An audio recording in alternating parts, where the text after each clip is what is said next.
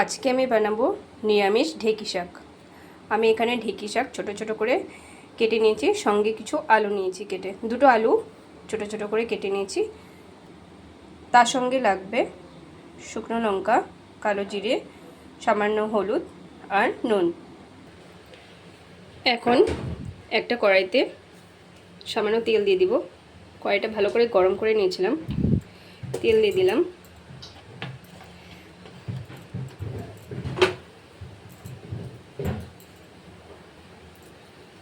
তেলটা গরম হয়ে গেলে সব কিছু ঢেলে দেবো। এখন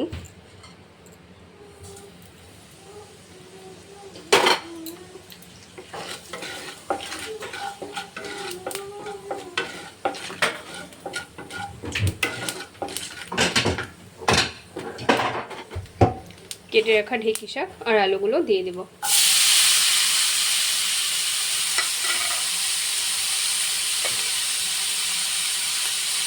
আজকে আমার নিরামিষ, তাই আমি কালো জিরা ফোড়ন দিয়ে বানাচ্ছি। না হলে আমি পেঁয়াজ বা রসুন দিয়েও বানাই, সেগুলো একদিন বানিয়ে দেখাবো।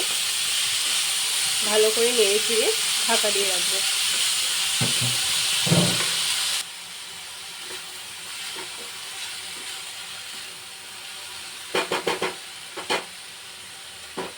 ঢাকা দিয়ে রাখবো কিছুক্ষণ।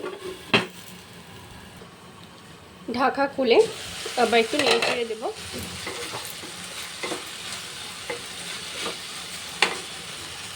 বন্ধুরা, তোমরা চাইলে সামান্য চিনিও অ্যাড করতে পারো।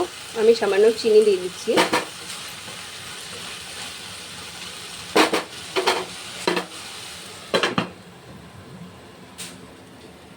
ঢাকনা খুলে আবার একটু নেড়ে চেড়ে নেব। আমার নিচে একটু লেগে গেছে।